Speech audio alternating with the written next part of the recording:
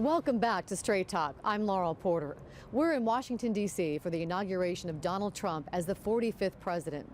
President Trump lost Oregon in November, although 2 out of every 5 voters did support him. In fact, Hillary Clinton only won 8 counties. Donald Trump won the rest. Greg Walden is Oregon's only Republican congressman, and he represents many of those Trump voters. He also has a powerful new role as chairman of the House Energy and Commerce Committee. That committee will oversee any changes or replacements to the Affordable Care Act. We started our interview talking about just that. Congressman Walden, thank you for joining us here on Straight Talk.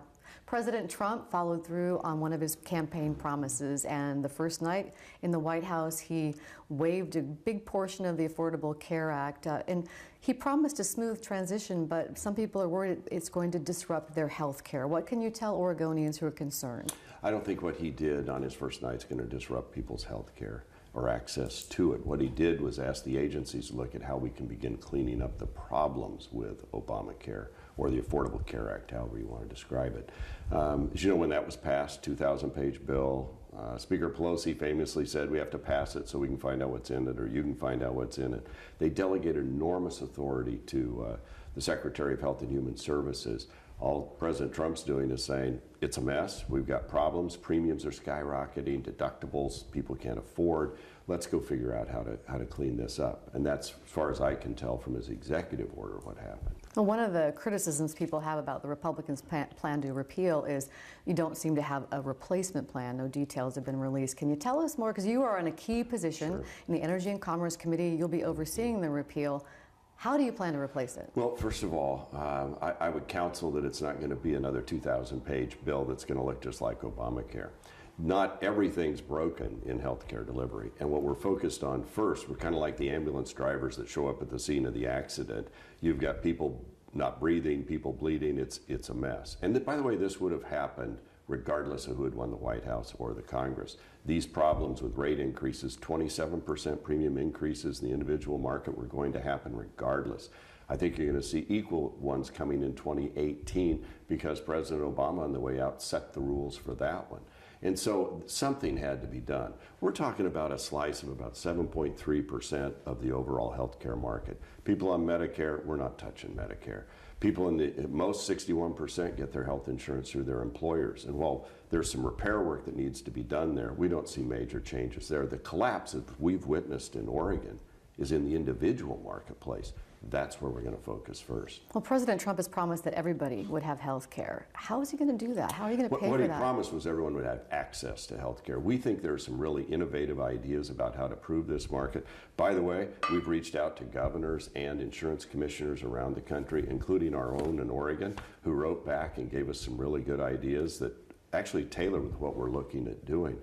We should give states innovative opportunities. Oregon, and I supported the waiver that was approved at the end through the Section 1115 waivers, has been able to innovate and do some very creative things with the coordinated care organizations to reduce costs and expand access to care. We have a per capita Medicaid system in Oregon. Not every state has that. We think that could be a national model, frankly. I want to take what's worked in my home state and apply that nationally, or at least allow other states to innovate. Last week I met with more than 20 governors from around the country. 201 of them, they pleaded for more flexibility. One of them said he wanted to communicate with his Medicaid recipients by email. He had to come to Washington to get a waiver from the federal government that would allow his state to communicate with modern technology with recipients of Medicaid. He got an email back from the Obama administration, the government, saying, no, we're not going to let you do that. This is the kind of insanity. Can you imagine you can't communicate with your patients by email? And you have to come to Washington, D.C. to get that? So we want to give flexibility. We think we can innovate. We think we can expand access to health care. But by the way, the other piece of this is if you grow the economy, people won't be on Medicaid because they'll have a job. They'll be getting better health insurance through their employers. So it's more than one thing that we're working on at a time. People seem to really like a couple of things, the coverage of pre-existing conditions and keeping children on the health plan until they're 26. Correct. Very expensive. That pre-existing conditions may be the most expensive part. Will you keep the individual mandate and taxes? How do you pay to keep those So there are favorite ways things? to pay for it. You'll see that come out. We're going to have hearings. We invite our friends on both sides of the aisle to come forward with their ideas. But let me be clear, despite all the poisonous rhetoric out there, we're going to continue to cover people with pre-existing conditions. That was something we believed in and shared with the Democrats 6 years ago when they rejected every idea Republicans had. We were not allowed to even bring an amendment to this bill on the House floor, not one, because they didn't want our ideas. We want their ideas. I chair the committee. Our members have already reached out to Democrats. I have as well, to share that message. Kurt Schrader has a bill we're looking at on drugs. There are many things that I think we can find common ground on if they want to work. But the last step the president did, President Obama, was come to Congress, meet only with the Democrats and tell them don't work with Republicans on anything related to Obamacare. Well, that's not helpful. As we're sitting here on Saturday morning, we can hear right outside the Women's March that's going on here. And some people have criticized the new president for not reaching out during his speech, trying to include Democrats. He hasn't been to any blue state during his transition. He hasn't nominated any Democrats to the cabinet. He's been to New York. But he lives in New York. That's a pretty blue state. But do you feel like he needs to do more to reach out to Democrats? What could he do to bring people on board that have different ideologies? I think in his speech he said that. He wants to work for all Americans. That was clear. It may have been overlooked, but it's clear. Look, we need to come together. This march, it's fine. It's democracy. People should have, in a peaceful way, the right to protest any leader, government, whatever. But what I've struggled with is what are the shopkeepers, what did they do in the Pearl District and elsewhere in downtown We're talking about the Portland protests in Portland now. to deserve to have their businesses destroyed? There's $1 million worth of damage done. That's not peaceful protest about democratic differences. That's about a mob running amok. And it's wrong. And I think that's something we've got to have a dividing line on. And frankly, I would call on the Democrat leaders of Oregon to denounce that kind of violence. People are getting injured, they're getting hurt, they're getting shot at, the destruction. Look, you're having to board up downtown Portland, not because of a hurricane, but because of a mob. That's wrong. That's not what Oregon values are about. We should be able to have peaceful protest. I'm all for it. I understand it. I get a lot of protests as the only Republican in Congress from Oregon. I get that. I respect that. I have a journalism degree. I respect the First Amendment and freedom of speech. But when it turns violent, something's gone. What do you say to all the women, though, that they want to have a peaceful protest? What do you say to them about their concerns about the Trump presidency, what it means for them, for women's rights and human rights? They feel threatened.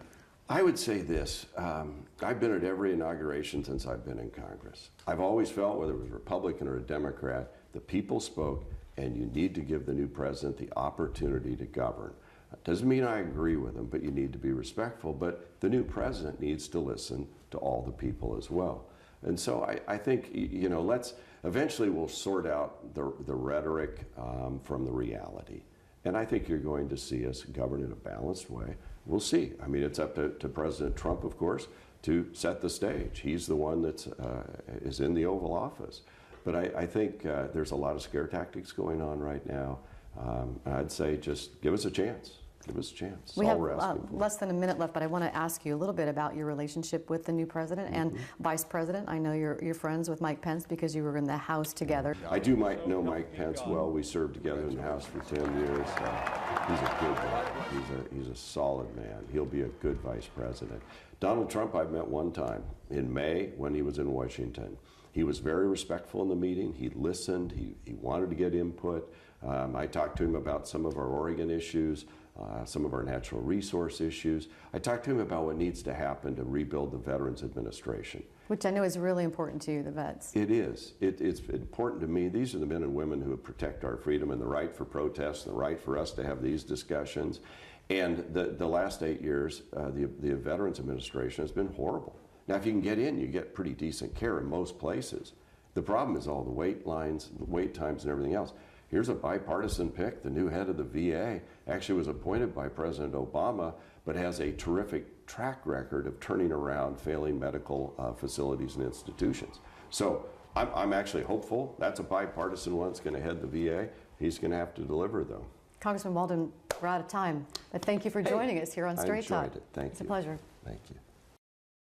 Thank you for joining us for Straight Talk from Washington, D.C. It was an honor to be here for this historic week and to talk to Oregonians and your representatives in Congress. We want to let you know this show airs now at a new time.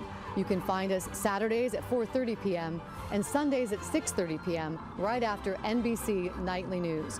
Join us next week back in Portland when Senator Jeff Merkley is our guest. We'll see you then for Straight Talk. Good night.